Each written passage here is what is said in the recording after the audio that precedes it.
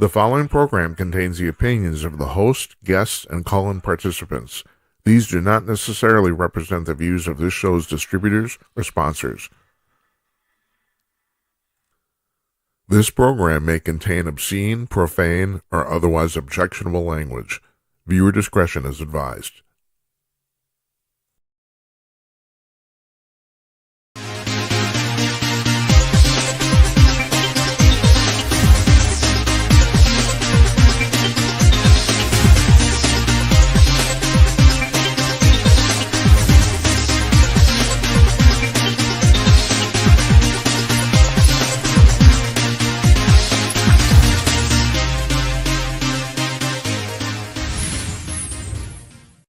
Coming to you cordless, sports fans. I'm looking into the camera. That's what I'm doing. Hi. Hello. It's 11:02 p.m. on the West Coast. No, it's shit. Can you I can't do it right ever. It's 11:02 p.m. on the East Coast of the United States, 8:02 p.m. on the West Coast, 2 minutes after 2 p.m. in the afternoon in Sydney, Australia, and 10:02 p.m. right here in Elon Olmar's district here in Northeast Minneapolis. And I'm Jim Peters, and welcome to another edition of Jim Peters at Night. This is episode number 49. I'm just going to tell you right now, we have our 50th show tomorrow, and we have a very special guest. I wasn't able to announce this or post it till yesterday. Michael Harrison, the founder and publisher of Talkers Magazine, is going to be on our show. He's going to be our exclusive guest. Talkers Magazine is the Bible of talk media, the industry trade publication for talk media, both television and radio in the United States. He's a very knowledgeable guy. He's a very good interviewer. I've interviewed him before. He's kind of sort of become a friend of mine, if I can say that, and I'm happy to have him on. It's going to be just a thrill. Our 50th show. 51, Wednesday, Jeff Meyer from Calling News. He's going to be here. He comes in about a couple times a month. Yeah, when we shake him down for the news, he gives us the thing as almost as only he can do it. So I'm not going to sit here and tell you you're going to agree with everything he says, but he'll always make you think. He has a unique take on everything, and that's the reason we have him on. That's the reason. Thursday, don't have a guest yet. No, next Wednesday, the 22nd, the day before Thanksgiving, we're taking Thanksgiving off. But the day before, on Wednesday, is the 60th anniversary of the assassination of John F. Kennedy in Dealey Plaza in Dallas. And I'm trying to put together, I've been actually working on this for weeks, a big show, but people keep bugging in and out. So I don't exactly know what the guest is. I want to have a panel discussion, but right now I don't know if that's going to happen. But we should have somebody on here some way, somehow for that. And if worse comes to worse, I have a very detailed theory on what happened there in Dealey Plaza. And it's not involving Lee Harvey Oswald picking up a rifle and shooting somebody. It doesn't. So if nothing else, I'll tell my story because it takes a while. I was kind of hoping to do that anyway, but I don't know if I want to bore the panel. But at any rate, that's what we got going on here. So anyway, I'll tell you, first of all, no guest tonight. So please, you see the number. It's not even a number. I'm sorry. It's a URL at the bottom of the screen. The jimatnight.com/call. You want to be on the show? You go to that webpage, click the big blue button at the top of the screen, adjust your camera and mic, get the crap out of your teeth, comb your hair, your little preview screen there, push the join button, and you're in the queue. It's really simple. It's way simpler than even a Zoom call. And also, I put this up here. I want to show you guys this QR code right here. That would be on the right side of your screen. If you aim your cell phone at that, it will take you to that webpage so you can push that button. Now, we have people calling in here all the time off their cell phones, and it pretty much works like a FaceTime call. It does. So it's like you can do it. It even works on Android. Just take a shot of that QR code, and you're good to go, and you're there. That's the reason that's there. I've been taking the QR code off the screen a lot because I don't know if you can tell here, but when we have guests on, it kind of covers up part of their video, and I don't want to screw them. And also, I don't know how useful that is really. I'm actually thinking about changing the URL so it goes directly to that QR code goes directly to the preview page, and rather than the page on our website with a big blue button. Yeah, I'm sure you wanted to hear all that. So, we had a very, interesting weekend, not just in the news, but me personally. This is true. I advertised, we did not do a show on Thursday because I went to a funeral. I did go to a funeral. I have some thoughts about that. So, I went to a funeral, the guy I grew up one of the guys I grew up with next to in my small town in Minnesota passed away. He was an interesting man. I'm not obviously not going to name his name here, even though he was a small time publisher of political journalism, and he had a very interesting life. He was basically what you would call him. He was 10 years older than me, which means he was basically graduated from high school around 74, or I'm sorry, 64, something like that, roughly early mid 60s, and he basically got going on to become what you would call at that time a political activist, and he blew his hand off preparing a bomb to blow something up. So that happened around 71 or 72, I think, whatever. So anyway, so I'm at this funeral. There aren't a lot of people there. It's a memorial service, and there aren't a lot of people there. Maybe about 40 people, maybe 50. But most of the people were his age, and of course he was in his late 70s. So all those basically those old cohorts was there, and I'll just be perfectly blunt. If I'm going to use a stereotype, they were a bunch of old hippies. That's what they were. And but I found what I this is what found interesting looking at all these people. I realized now I didn't know everybody there. I knew a lot of the people. I knew a few of them actually, like personally, like I knew them and by name, and I talked to them. There's a whole bunch of people I kind of knew peripherally. I knew who they were. That's a better way to put it. As far as I could tell, everybody at this memorial service, at least everybody that was his age, was actually they all came from affluent families, if not wealthy families. And this occurred to me. His best friend inherited millions of dollars from a very famous scientist. His father was a very famous scientist, and and so he did. Uh, and then I started to realize after thinking about that, all of these people came from money. I was thinking, that, and then I started thinking about what's going on in colleges right now. All those protests, especially these pro Hamas hope protests, which I find this just ludicrous. Here's the deal. Um, you haven't been following the news or history, and that is, they free Palestine. Well, Palestine's been free if you're talking about the Gaza Strip for about 15, 17 years. They've had the Israelis have not encroached on that. Matter of fact, if anything, the Israelis have helped them out with infrastructure, electricity, water, that sort of thing. They've had their own. They've been self-governing for 15 years.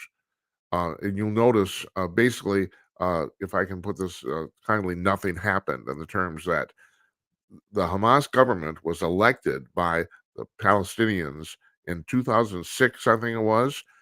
They haven't had a free election since, and it's plainly obvious. I mean, they made no attempt to take care of their people.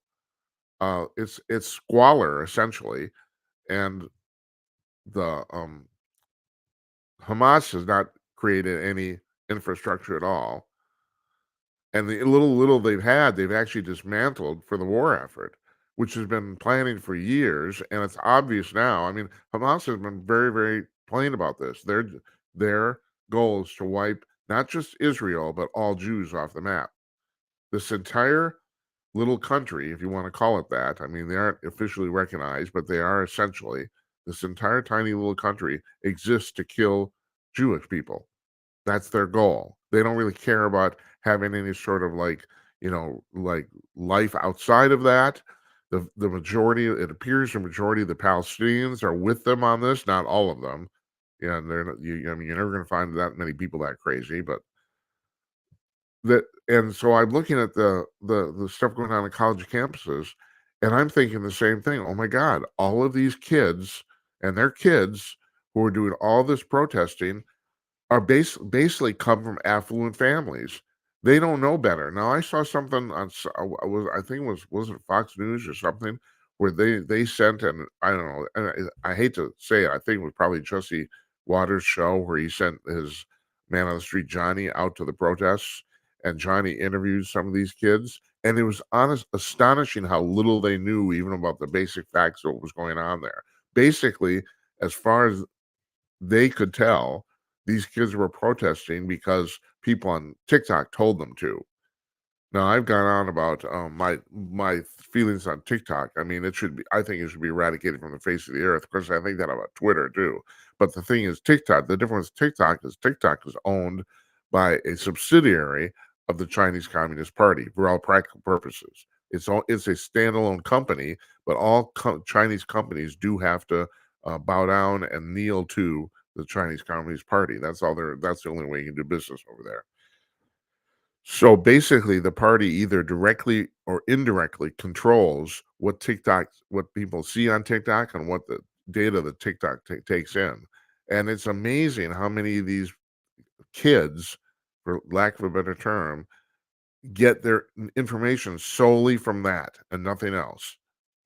So they're out protesting. They want to see, Palestine free from the river to the sea, blah blah blah. And they don't seem to really grasp anything about what's going on. And it's becoming increasingly obvious that Hamas calculated this into the war. They knew they could manipulate Western opinion because of the stupid liberals, especially the stupid college kids, apparently. They knew this. And so it was actually preordained calculation. Just like, okay, so I got to show you something here. I'm watching CBS News tonight. I got to find this because I want to read it to you. Okay.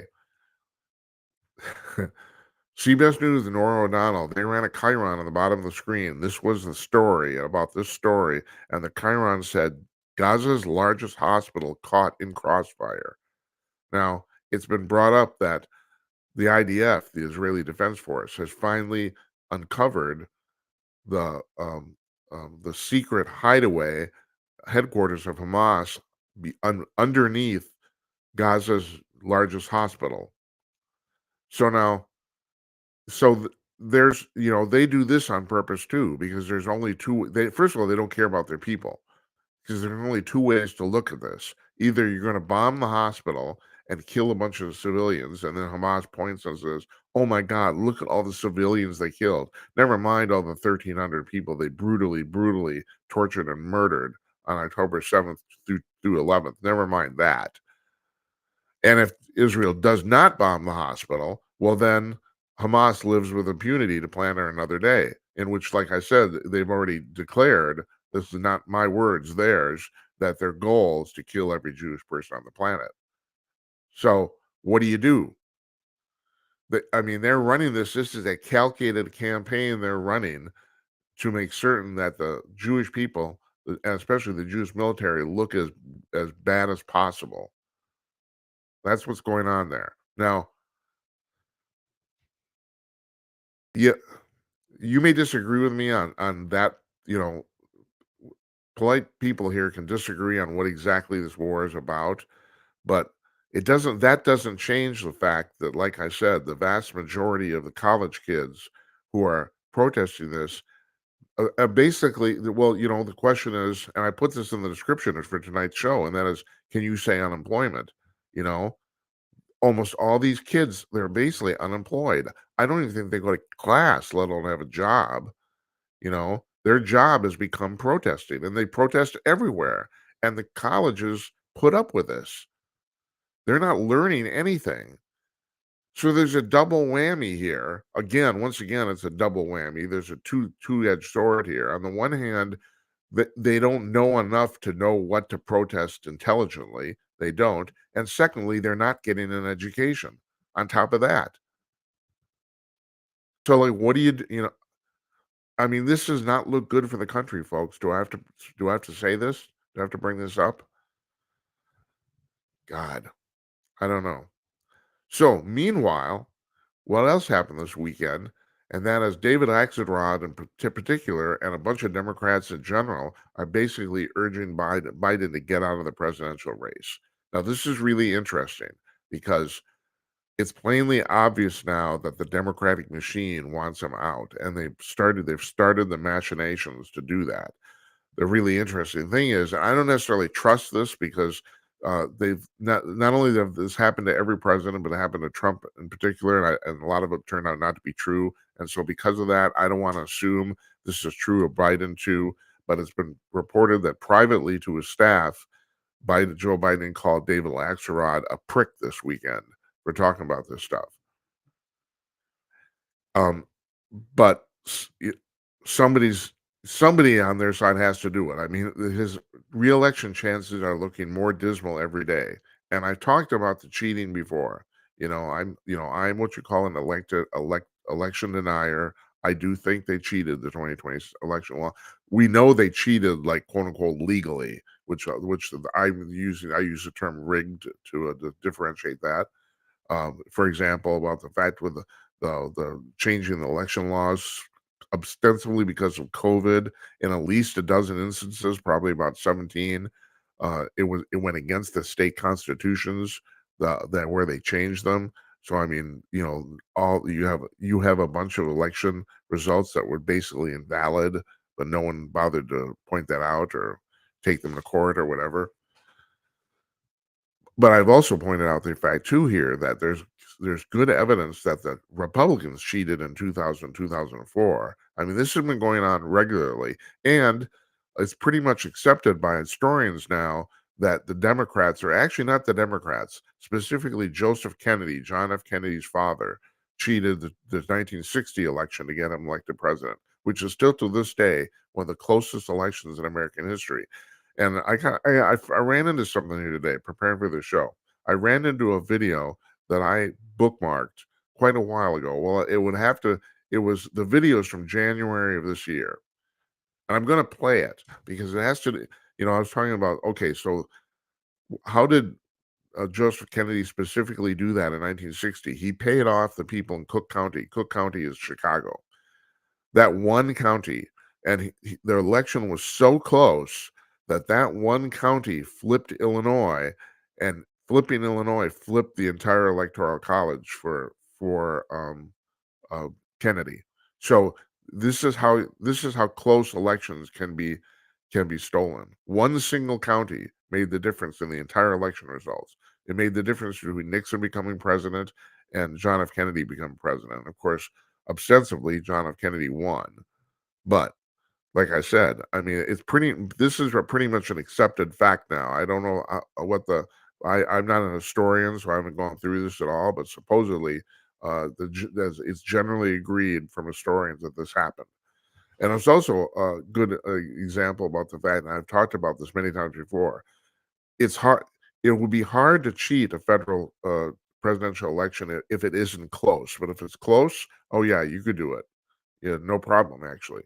You know, and so that's what happened in 2020. The election was quite close, actually. You know, but talking about Nixon, Nixon, on the other hand, won in 1968, and in 1972 he blew. Oh God, was it Eugene McCarthy? Yeah, I think it was out of the water. It was he won. It was the most lopsided election in American history, and this is pretty amazing considering the fact he lost the closest election in American history, and ostensibly by cheating, and supposedly he knew that they cheated that election, and he did nothing. And a lot of people have said, a lot of historians said that it was his finest moment because there had been no way to put that back in the genie back in the box if he decided to contest it. Because, and this is another thing I talked about too, you know, Trump can go on and on about being cheated in 2020. Basically, unless you can't, the elections first week in November, if by the first of the year, by the first week of January, if you can't prove or definitively show that the election was quote unquote stolen, you're screwed. Your time's up. You know, you can go on until you're blue in the face. There's no mechanism either in the Constitution or even laid out by Congress to contest the presidential election. There's no mechanism to do it. So it gets anytime this happens, like even in 2000, it gets tossed to the Supreme Court. And some people called, even their members of the court supposedly said that the ruling they made for the 2000 election, Gore versus Bush Jr., was one of the worst rulings that ever made any ever. Because here's the deal: they don't want to make it. They're forced to do it. Somebody has to decide. So, and they're the judicial arbiters in the United States in our political system. So it gets thrown to them. They don't want to decide. What are they election officials? No. They don't want to do it, and I don't blame them. They don't have any horse in that fight. They don't give a crap. And what are they supposed to do? Start counting votes? You know.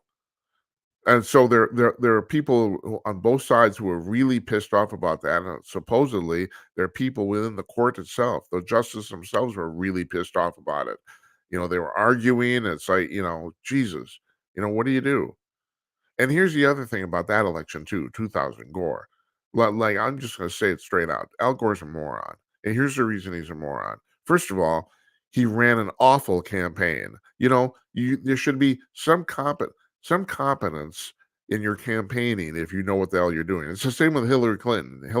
Hillary Clinton lost an election she should have won. She was widely expected to win in 2016, and unfortunately, she ended up concocting this giant story for which she should go to prison about the Russians helping Trump, and there was no truth in it whatsoever. She still goes on about this. I mean, it's fucking ridiculous, and her campaign made it up. But the fact is, she lost because she ran a terrible campaign, awful. Even her, there's apocryphal stories that even her husband was telling her this. So I mean, I can go on and on about the mistakes she made. I can go on and on about the mistakes Gore made too, but I have to mention a few of them because so long ago. First of all, he didn't even take his home state. He couldn't even convince the people of Tennessee to vote for him. He couldn't do that. Secondly, he didn't ask Bill Clinton to campaign for him because Bill Clinton was supposedly tainted by scandal, even though his numbers the entire time and poll numbers were what he was still wildly popular. Wildly popular. I keep bringing this up. He left office with a 60% approval rating. I mean, shit. How many people do that nowadays? At no point during the Monica Lewinsky scandal did his approval numbers drop below 50%. At no point. The American public loved him and still does. His wife, I don't know, not so much. But so anyway, and here's another mistake they made, and this was the crucial one. So ostensibly, or actually in what I'm talking about, in reality, George W. Bush won the entire presidential contest by 500 votes in, was it Broward or Dade County in Florida? 500 votes, 532. I can't remember what the exact count was. Okay, so Gore's campaign asked for a recount in those two counties, Broward and Dade, if I'm right. Got that? Okay. By law in Florida, and the Florida Attorney General stuck to this. I don't even know if he was a Democrat or Republican, but he did. That in Florida, you can call for a recount of the whole state, but not individual counties. So they didn't do that. He did not. I mean, he had nothing to lose, but they didn't call for a statewide recount because he thought, according to his internal numbers and his campaign, that the numbers would actually be worse for him, not better, wouldn't improve. It turned out he was completely fucking wrong. What years later, or 2 years later, or something like that, the Miami Herald actually decided to do that recount, but of course now it's too late, so now it's kind of hypothetical. But they did it, and they came to the conclusion he actually won Florida, this whole state, by 20,000 votes. It was not even close, in other words. And if he had done that, he would have been president, and he didn't, and he's an idiot. So it's like, I know, and this is the part I don't understand. Like, he's concerned the numbers would have been worse. You've already lost. And that was the thing, Jim Baker and all the people on the Republican side, that's what they were telling Bush the entire time. You have already won. Just ignore all this other crap. Doesn't matter whether it's 5 million votes or 500 votes. You've already won. You have the most votes, period. And they're right. He did. If Gore had asked for that statewide recount, well, suddenly Gore would have had more votes, but that never occurred to him. Fucking moron. And I don't, and if you watch this program, the one thing I'm really uh, stuck on is climate change. It's complete and utter bullshit. We've had Patrick Moore on the show. I'm going to have more scientists on the show. Climate change, they say, follow the science. Well, I did. Climate change is complete and utter crap. It's the biggest grift ever put upon the American public. And I brought that up because, it's Al Gore basically originated that grift. You watch An Inconvenient Truth, and that movie was from what, 2008, was it? Or 2012? There's shit he said was going to happen in 20 years hasn't happened. I mean, John Nolte has a list on Breitbart of 54 predictions made about the climate in the last 50 years, and every single one of them is wrong. Every single one turned out to be wrong. Every single one, you know? And so I'm talking to Moore. I interviewed Patrick Moore on the show, and I really strongly urge you to watch that program. The interview with him is about an hour. But he brings up the fact that there's stuff that people say is terrible that's actually really good for the earth. Like, here's one, and this is one of my biggest ones. That CO2 is pollution. No, CO2 is not only not pollution, but the everything that lives on Earth needs it. And actually, we don't have a lot right now. We are almost at all-time historic lows for CO2, even though people are saying, CO2 is going to bringing the temperature up. Well, first of all, and this is another news flash too, and this really makes a lot of sense if you really follow the science here. Moore points out that the problem isn't that CO2 causes higher temperatures. It's exact opposite cause and effect. Higher temperatures causes more CO2. That's what he says. So, they're talking about Battery Park and New York City being underwater. It's not going to happen. And there's not. Here's one more thing too, in case you need some convincing of this. All right. Now, this is the kernel of truth in this whole thing. The temperatures on Earth have risen in the last 300 years, and they're still going up. That's true. But as Moore points out, for the first half of those 300 years, there was no industrialization on the planet. Temperature goes up anyway. There's no cars putting out, CO2, nothing, no factories belching out smoke, nothing. It's just we didn't have that shit, and the temperature still went up. And the temperature is still going to go up. It's going to go up. Here's the problem. It doesn't matter. It doesn't really have any effect on anything. As Moore has pointed out, as the amount of CO2 rises, actually, we get more growth of all plants on the planet. It's actually better for the earth, not worse. So anyway, I brought that up because, that's how much I think Al Gore is a moron. But now I want to play you something. Speaking of Richard Nixon, I want to play you something that I ran into today going through. I have a very elaborate bookmark system I keep with tags and all sorts of shit, and I was looking for something. Actually, it was for the JFK thing next week, and I stumbled into this, and I thought I should play this for you. I actually clipped this. It's from YouTube, and it's from Tucker Carlson's old Fox News television show. This is from January. Hold on. I'm fucking this all up. It's from January of this year. And so this was his opening monologue. This is only like the last 6 minutes of it. But I want you to listen to this. Because it's important. Here's a little bumper here.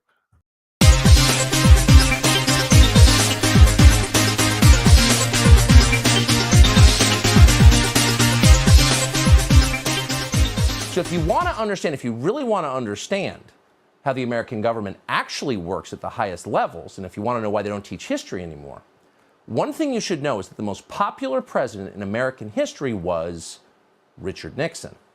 Richard Nixon. Yet somehow, without a single vote being cast by a single American voter, Richard Nixon was kicked out of office and replaced by the only unelected president in American history. So we went from the most popular president to a president nobody voted for. Wait a minute, you may ask. Why didn't I know that? Wasn't Richard Nixon a criminal? Wasn't he despised by all decent people? No, he wasn't.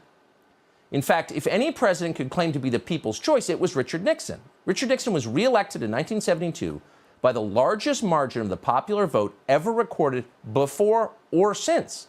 Nixon got 17 million more votes than his opponent.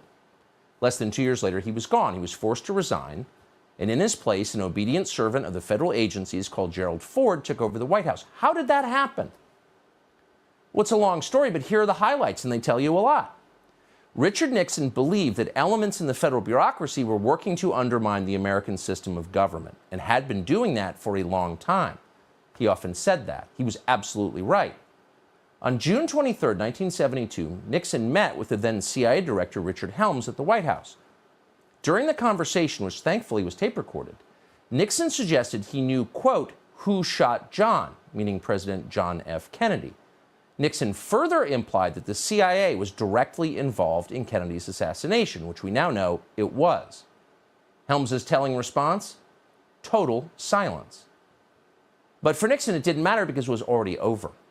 4 days before, on June 19th, the Washington Post had published the first of many stories about a break-in at the Watergate office building. Unbeknownst to Nixon and unreported by the Washington Post, 4 of the 5 burglars worked for the CIA. The first of many dishonest Watergate stories was written by a 29-year-old Metro reporter called Bob Woodward. Who exactly was Bob Woodward? Well, he wasn't a journalist. Bob Woodward had no background whatsoever in the news business.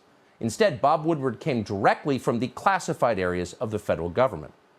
Shortly before Watergate, Woodward was a naval officer at the Pentagon. He had a top-secret clearance. He worked regularly with the intel agencies. At times, Woodward was even detailed to the Nixon White House, where he interacted with Richard Nixon's top aides. Soon after leaving the Navy, for reasons that have never been clear, Woodward was hired by the most powerful news outlet in Washington and assigned the biggest story in the country. And just to make it crystal clear what was actually happening, Woodward's main source for his Watergate series was the deputy director of the FBI, Mark Felt. And Mark Felt ran, and we're not making this up, the FBI's COINTELPRO program, which was designed to secretly discredit political actors the federal agencies wanted to destroy, people like Richard Nixon. And at the same time, those same agencies were also working to take down Nixon's elected vice president, Spiro Agnew. In the fall of 1973, Agnew was indicted for tax evasion and forced to resign. His replacement was a colorless congressman from Grand Rapids called Gerald Ford. What was Ford's qualification for the job? Well, he had served on the Warren Commission, which absolved the CIA of responsibility for President Kennedy's murder. Nixon was strong-armed into accepting Gerald Ford by Democrats in Congress. Quote, "We gave Nixon no choice but Ford," Speaker of the House Carl Albert later boasted. 8 months later, Gerald Ford of the Warren Commission was the President of the United States. See how that works? So those are the facts, not speculation. All of that actually happened. None of it's secret. Most of it actually is on Wikipedia. But no mainstream news organization has ever told that story. It's so obvious, yet it's intentionally ignored. And as a result, permanent Washington remains in charge of our political system. Unelected lifers in the federal agencies make the biggest decisions in American government and crush anyone who tries to rein them in. And in the process, our democracy becomes a joke. Now, you may have noticed that the very first person in the Trump administration the agencies went after was General Michael Flynn. Why Flynn? Because Mike Flynn was a career Army intel officer who ran the Defense Intelligence Agency. In other words, Mike Flynn knew exactly how the system worked. And as a result, he was capable of fighting back. 4 days after Donald Trump's inauguration, the FBI lured Mike Flynn into a meeting without his lawyer, concocted a series of fake crimes, and forced him to resign. So that's how things actually work in Washington. Let's stop lying about it. Joe Biden, meanwhile, whooped like a hyena when the Justice Department destroyed Mike Flynn. So there is, we have to say, a certain perverse justice in watching something very similar happen to Joe Biden himself 6 years later. Joe Biden does not deserve our sympathy. He's being shafted, but don't weep for him. And yet the rest of us do deserve a better system, an actual democracy. When people nobody voted for run everything, you are not living in a free country.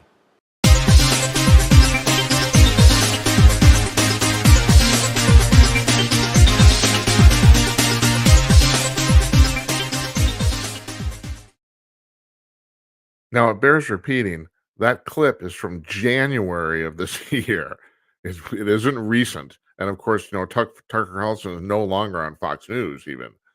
So there's a couple things I need to go through here because although I think everything he said is pretty much true, there's few assumptions or implications that may not be.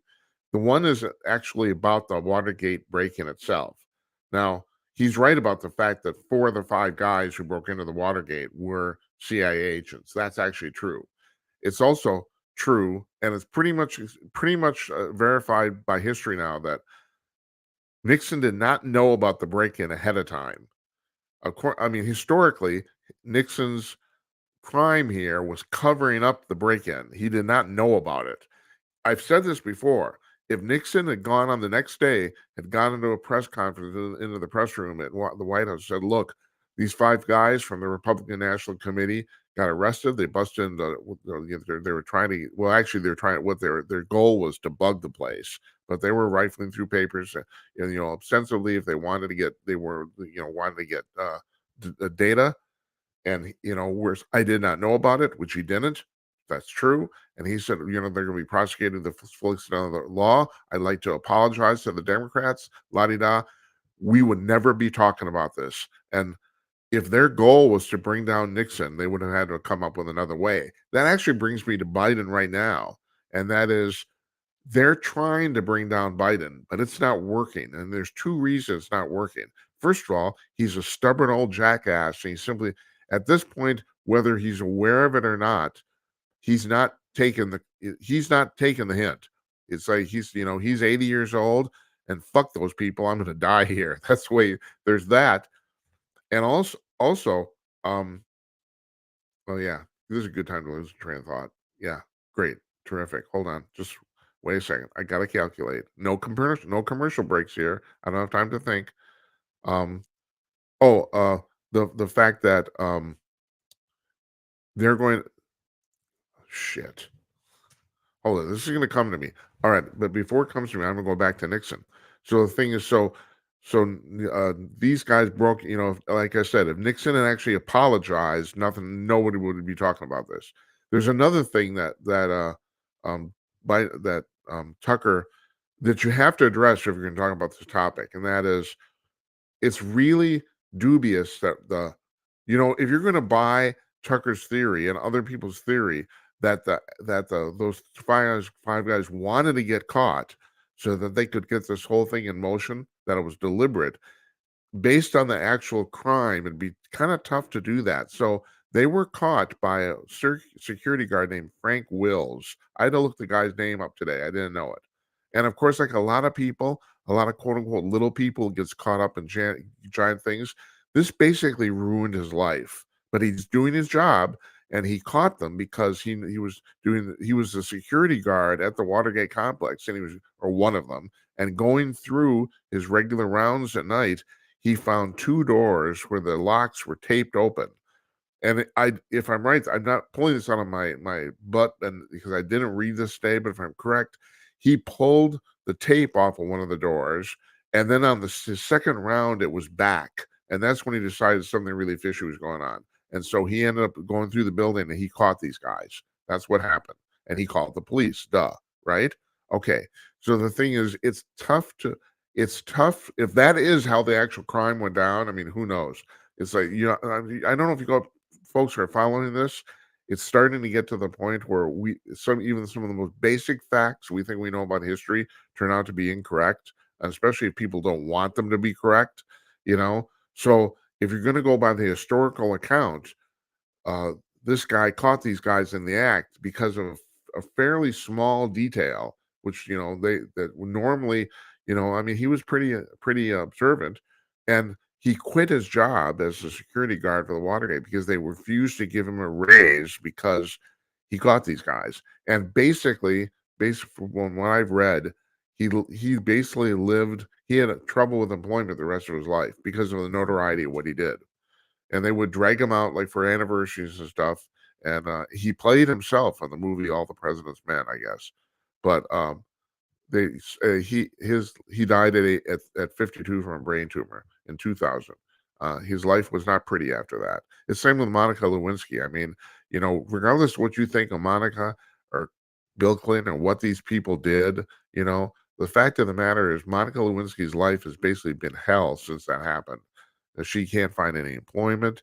There's no, people don't want her. I mean, it's really, really tough being in this position or her position. So what was I going to say about Biden? Okay, the fact I was going to say there's two things, and that is, first of all, he's a stubborn old ass. Oh, and secondly, they might be trying and it's not working. It's in the same sense that the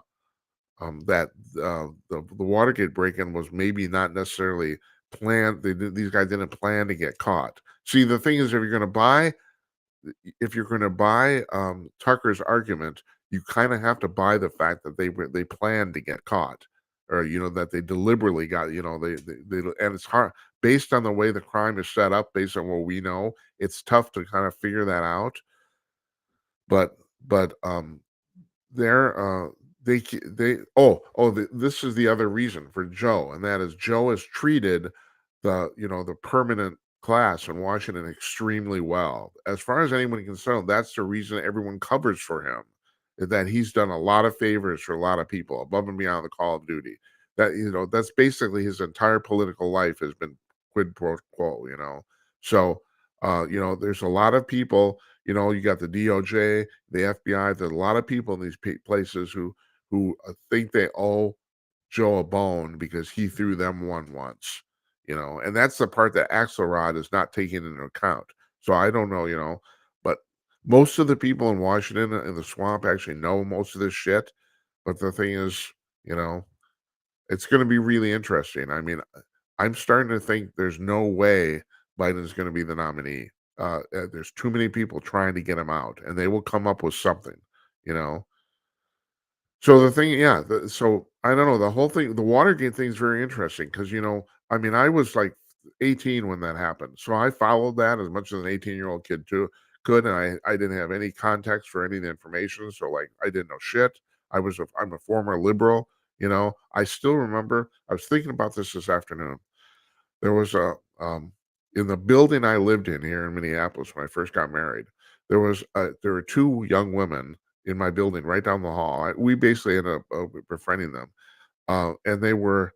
Let me just be perfectly blunt. They were extremely beautiful, both of them, and they were roommates. They're from a small town in Minnesota where they knew each other, and one was like the homecoming queen, and the other was. It was like these. They were their lives were entangled, but both of these women, and they both had fairly high-powered jobs. One of them worked for a large record company or television network, if I'm right, and the other one worked for a giant nonprofit here in town. And anyway, they were very, very attractive women, and I mean, the whole city was trying to date them. They were coded. I remember one of them. Ended up dating a guy, one of the CEOs of the major airlines or something like that. They lived in a world we don't live in. That's my point. They were, or no, one of them. I can't say. I don't actually know for the other, but one of them was very famously a Republican at that time.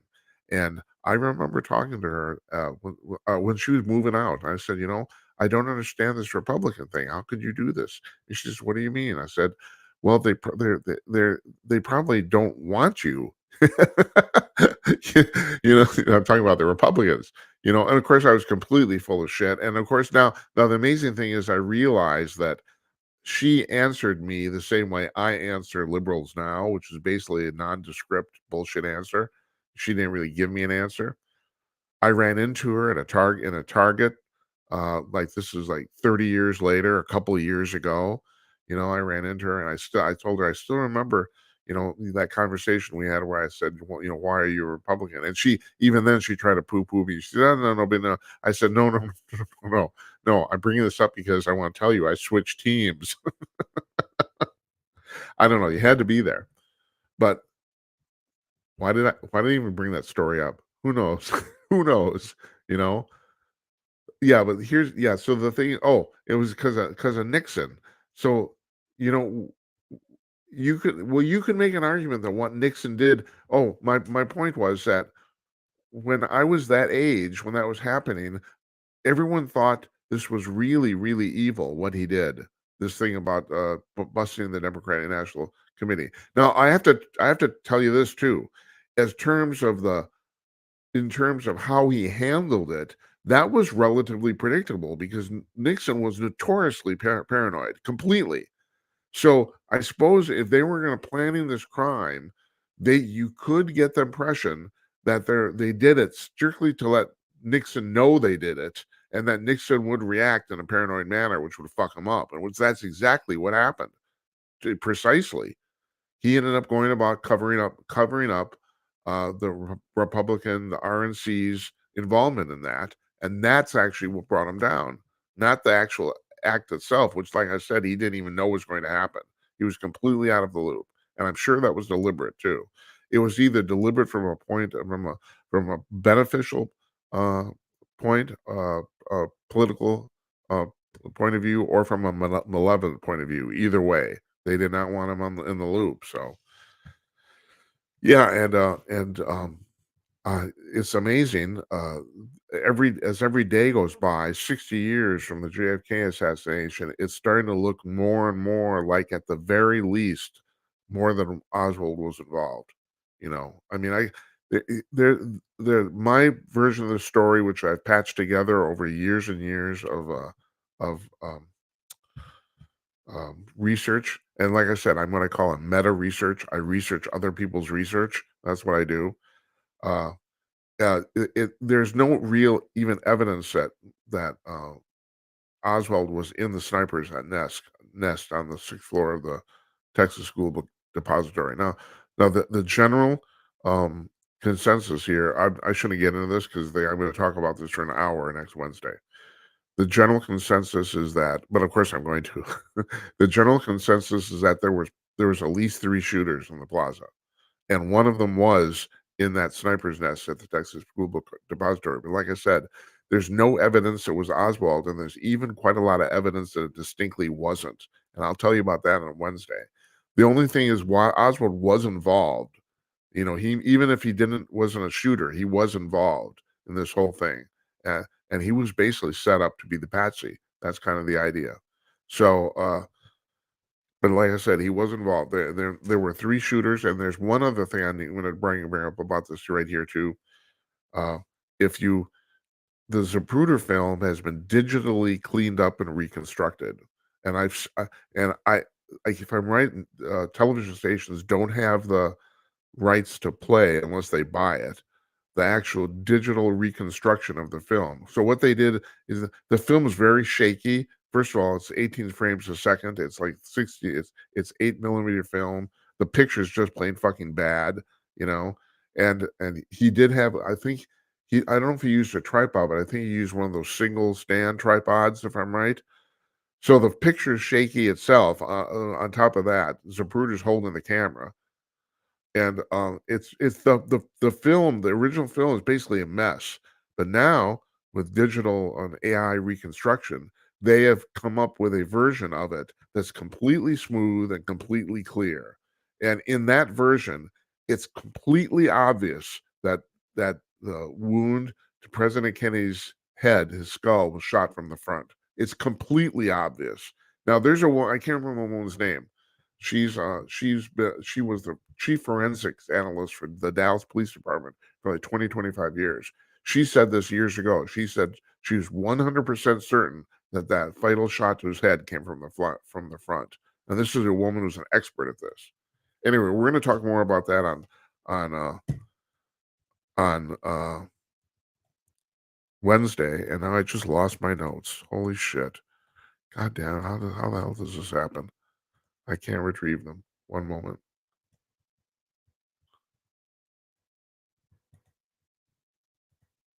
No, I can't. Okay, that's great.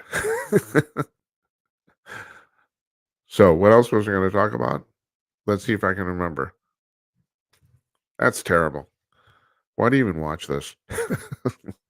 I I really appreciate you doing. Matter of fact, I have a little announcement to make. Very happy.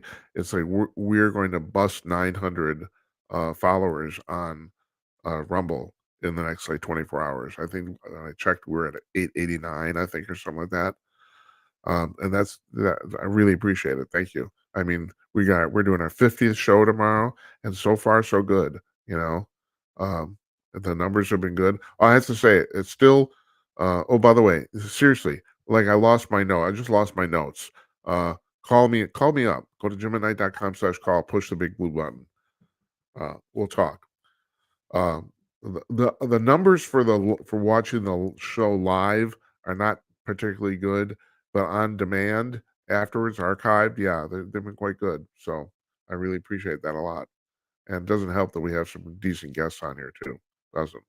Yeah. So tomorrow night, most decent guest of all, Michael Harrison. Guys, he's famous in the talk radio industry. I mean, well known. He runs the annual convention, the Talkers Convention, which is, excuse me, where everybody in the talk business in the United States, both TV and regular radio, show up. It's by invitation only. I was really, really flattered. They invited me this year. I went in June. Nobody knows we were shit, and they invited me. I was very flattered, very flattered. But anyway, he's going to be on. We're going to talk about his life and times. We're going to talk about the talk radio industry, and also, and I've been bugging him about this today. He also is really into the paranormal, which of course we do on the show regularly. So I want to know if there's something he wants to talk about in that regard too, Bigfoot or whatever. I don't know. You know, the the people that know I do this show in my life. When I go around and people know I do this. The questions I get most of all is like, do you believe in Bigfoot? Do you think that's real? It's crazy. I don't and the thing is, my reputation is kind of off the UFO thing. I mean, and okay, I'm happy to talk about that. I know a lot about the UFO phenomenon in the United States, both the politics of it and the actual, sightings and stuff. I know a lot. Bigfoot, I don't know.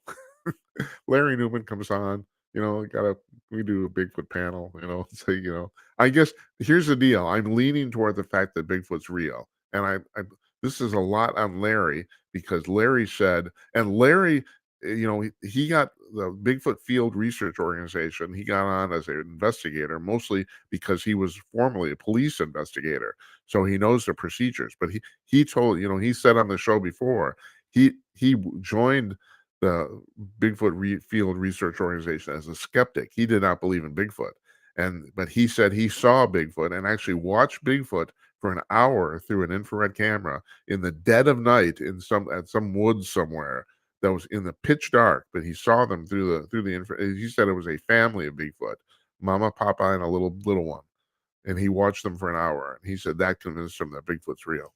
So, and then and yeah, we've had other people on there too, but I'm not an expert on Bigfoot. I don't know. I'm just hosting these people.